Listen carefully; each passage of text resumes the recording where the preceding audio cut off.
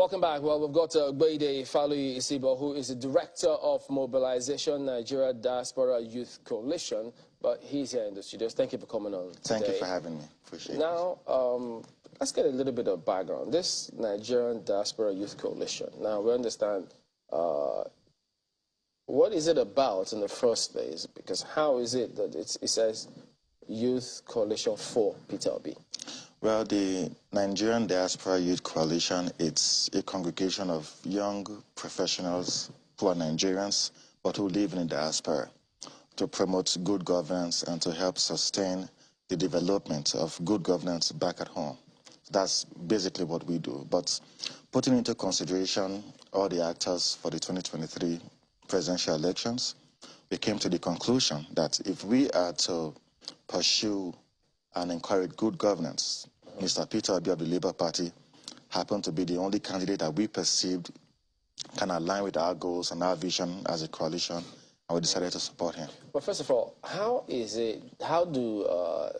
Nigerians living abroad contribute to good governance or have any role to play in the elections here?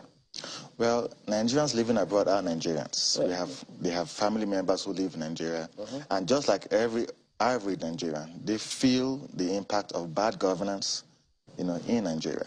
I mean, in the last 3 years, Nigerians in diaspora have contributed over $60 billion in remittances to the Nigerian economy. That's a very significant amount of money that has helped to improve the GDP of the nation, and so they have a stake in the Nigerian products because they are Nigerians. Yeah, I understand that. What I'm saying is that because, I mean, when that happens, it's not usually, I stand corrected, with the original intention of saying this is to contribute to good governance. It's remitting funds to relatives who want to improve their lives, and by extension, it impacts the economy. So is it right to say that that is with respect to having a direct impact on good governance? Well, the remittances, like you said, is directly for the benefit of the people who are our relatives. But the vision and the purpose of the NDYC is to promote good governance in Nigeria. So we have sensitization programs in most of the universities in Nigeria. We have trainings we have for young people, in Nigeria to help them, improve their skills and contribute, to the growth and development of the country. Okay, now, you are still a member of the PDP, are you? Yes, I am. But now you're a member of this coalition, like you say you're supporting Peter Obi. So how does that work? Because I know that if you were living here, and you've contested elections before under the platform of PDP. Yes, I have. For instance, you know that if you were in that party and you're doing something else for another party, I think you call it anti-party activity. So isn't there a conflict here for you? No, there's no conflict, because I'm a member of the PDP, and I'm glad to be a member of the PDP, but I'm one that is very obedient. I call it with a very high obedience voting, because this is it. So that is not anti-party activity? Well, my loyalty is first to my conscience, then to my nation, and then to any other engagement, which includes a political party. Being a member of the PDP and participating in all the electoral processes, and I was, more or less the spokesperson of the PDP in 2015 when we had our election. So I've been a major player in the PDP. But the development of Nigeria, the salvation that the Nigerians need, is not vested in a political party any longer. You have people who are members of the PDP, members of the APC, members of all kinds of political parties who support Mr. Peter Obi, because it transcends the political party right now. We're trying to save our lives and not save our political parties. That's what we are doing, and that's where Nigeria is now. We cannot continuously, pretend that all is well. And so, because I'm a member of the PDP, then whoever the PDP's candidate is, then you must support.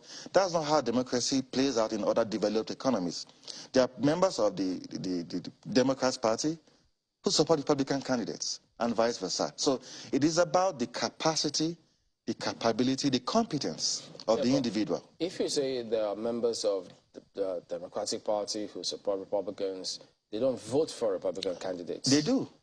While still being Oh, yes, they do. They campaign, they support, and mobilize to vote for candidates of a different political party, because it, like I said, it transcends your political party.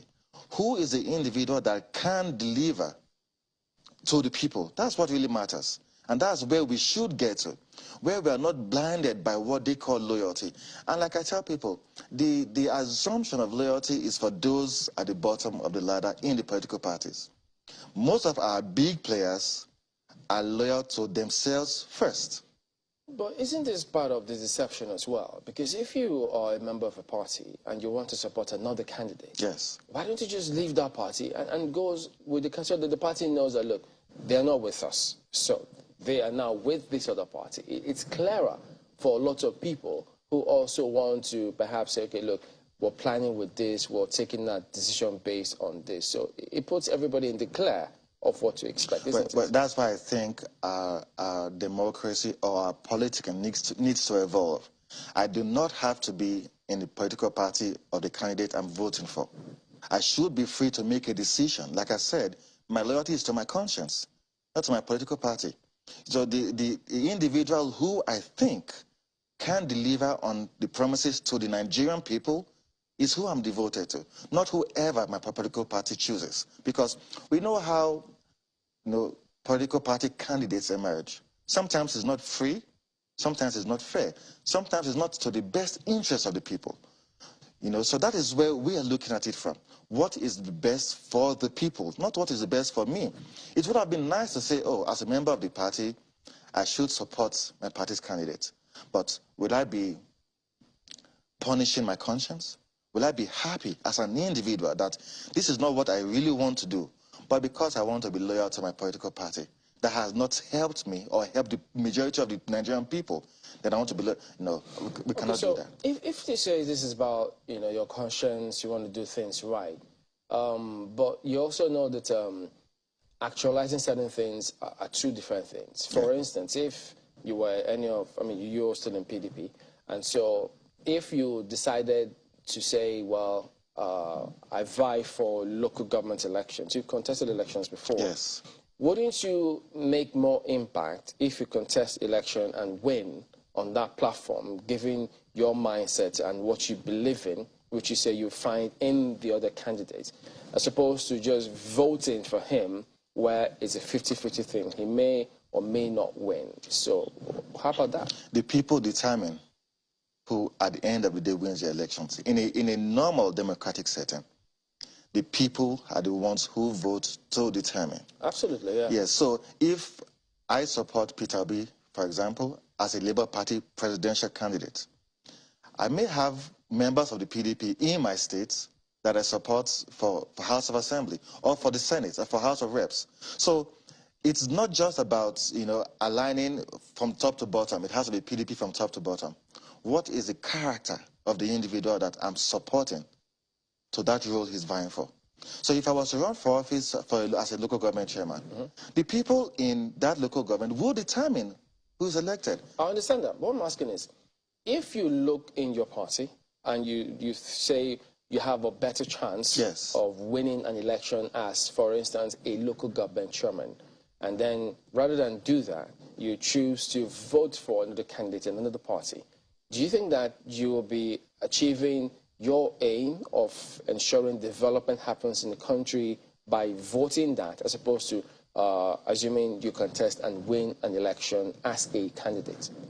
Well, if I was to vie for office for a particular position, and your question is, would I rather not vote for a different candidate than to vie for office? Is that what you're trying to say? Yeah, if you were to vie for office in your party, yes, the PDP, and you have a better chance to win and make an impact, would you rather vote for another candidate and not go for that election as a councillor and win and make more impact? Which would you prefer? No, of course. If I'm vying for office, I must be aware, first of all, that I'm capable of delivering on the promises I wish to bequeath to the people.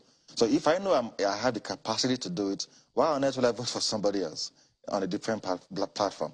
If there's somebody better than me in the ring, then why should I contest? Now, anybody has a right to vote for any candidate you want. Yes. People are free to do that. It doesn't matter whose ox is God on that one. But for you, what is it that you've seen in supporting him in terms of capacity or ability to win an election, given the way our political system is structured here? Well, to be honest, I think that Nigerians have come to that point where we're tired of the way things have been. Everybody is frustrated and disillusioned, and we cannot continue the way we've always been. Anyone who is taking the Nigerian people for granted, and I say anyone because the leadership, as constituted presently today, in my view, has taken the people for granted. And so Nigerians have gotten to the point where they are tired. They want to make their voices heard like there's never been before. And Peter Obi happened to be the poster boy for today's revolution. If you go on the streets today, wherever you go to, Nigerians are not happy. Look at all the data and the indices. 84% of Nigerians cannot feed themselves. Nigerian students have been out of school since February. The insecurity in Nigeria today is worse than it has ever been before, to the extent that we are now having the presidential convoy being harassed and attacked. It has never happened before. So what sector of the Nigerian economy can we say is doing well today? There's none. So we've gotten to the point where we have few choices to make between the candidate of the APC, the candidate of the PDP, and the candidate of the Labour Party today. And we can see clearly that Nigerians want a change from the way things have always been. And the only person we perceive who has that capacity to deliver on the promise that we have as a people for our future, because we're fighting for our future. Yeah. We're fighting for our lives. You know, so at the moment, it's such that no, we don't know how or what's going to play out on the day for the presidential elections. All the polls notwithstanding, with due respect to all the researchers who did their homework and did everything about that one, because if you look at the sample size and all of those things, you know that, I mean, you're still in the party, you know that there are so many things that you don't see that determine how elections are won and lost, and not necessarily just with polls, as it were. So for you, is this about the presidential election at that level, or is it across board? Because there will be question marks if the Labour Party is focusing just on that alone. Well, what we're trying to do is to change the leadership, and leadership at the top. So just that one? That is the major factor for 2023. Because how well a country will progress depends on the leadership at the top. And how well a country would, mess up, like we're messing up right now, depends on the leadership at the top. So majority of Nigerians, yes, we care about, those who go to the National Assembly. We care about our governors. We care about local government chairmen. But what signal is a leader at the top sending? That is what transcends down to that leadership ladder. Because if we see that the president is taking a step in the right direction, the National Assembly, the governors, will have no choice to take that step in that direction. For example, a president falls ill and he has a cold, and the next day he's flown to the UK. The governors will say, oh, if I get sick too, I do the same thing. But if a president says that to better the health system in Nigeria, we must invest in our health system, and we must use our health system and lead by example, every other person will follow suit. That is the kind of leadership Nigeria needs right now, and that's what we're bothered about. Yes, the Labour Party and the presidential candidate, Mr. Peter Obi, has shown that he's that kind of a person that will do what he says. We've looked at his record as the governor of Anambra State, and that is what is driving the Nigerian people crazy. That where has this man been all along? We've seen him moving from place to place, country to country, TV station to TV station, telling the people what he intends to do and how he intends to do it. We've never had that before. That's why you can see that it's more like a revolution for us, because we're seeing a different kind of individual aspire for office, and those who are competing with him are nowhere in any standard to compete with him. Do you get feedback from your party about this, in terms of your stance now? Chamberlain, I can tell you for a fact that there are hundreds of PDP members still in the PDP who are obedient, because everybody is tired. We want a better life for ourselves and our children. The loyalty now has transcended the political party.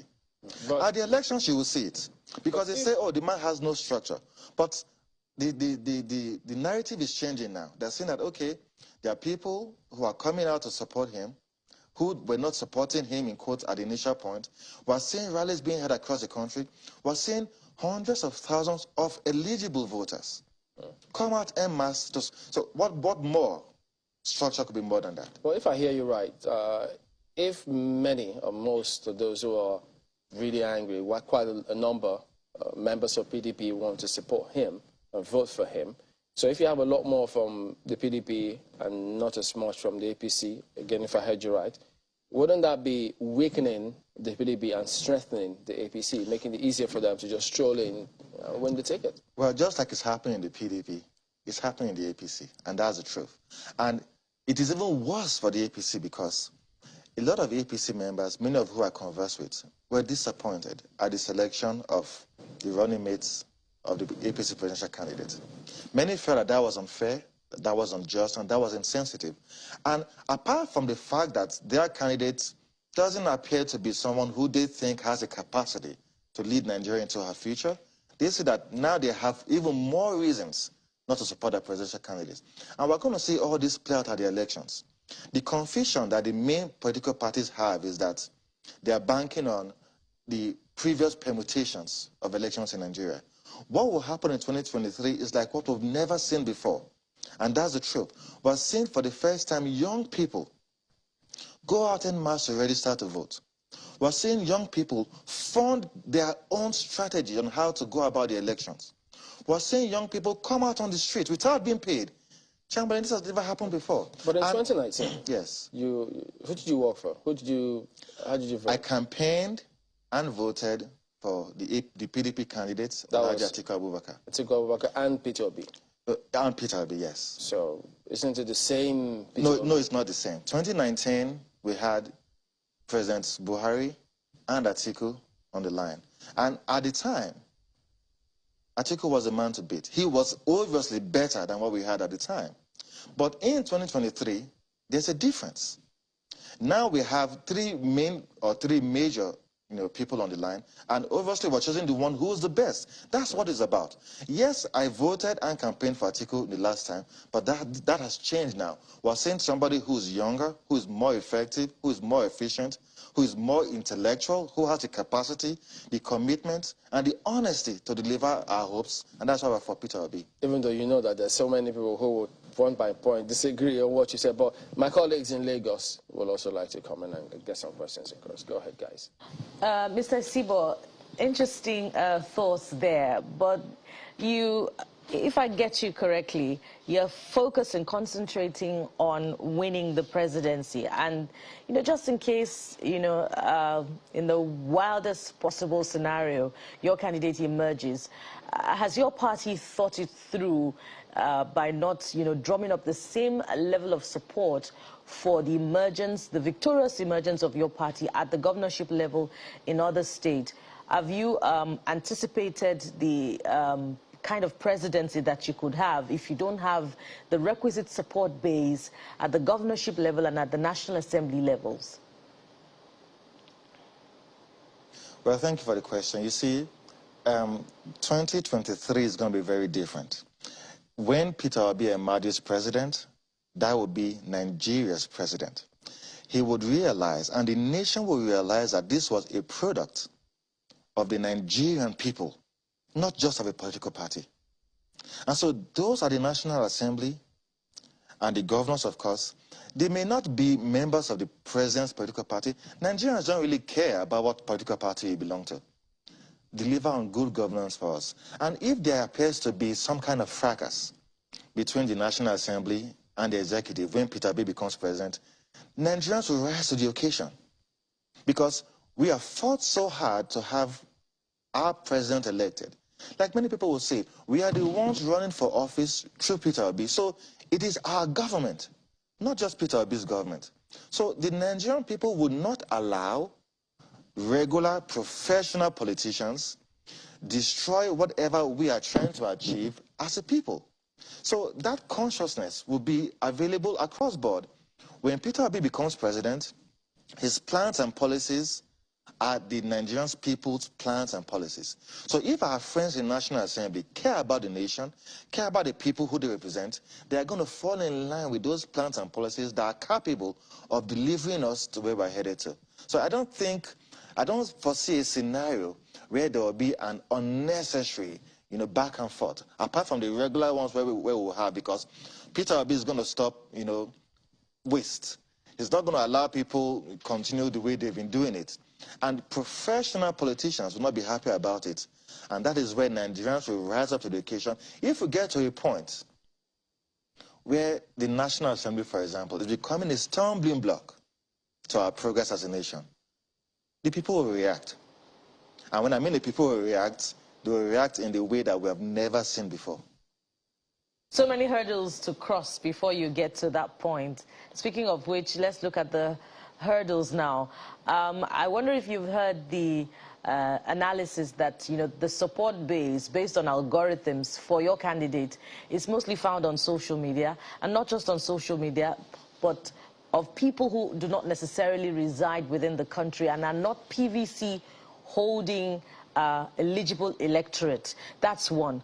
Two, let's look at the Northwest. Some have also said that this time around, President Muhammadu Buhari is not on the ballot, and that the election will be decided in the Northwest, where you have states like Kano and Kaduna that have swing votes. How confident are you that your candidates can pull a surprise in these states and with these factors?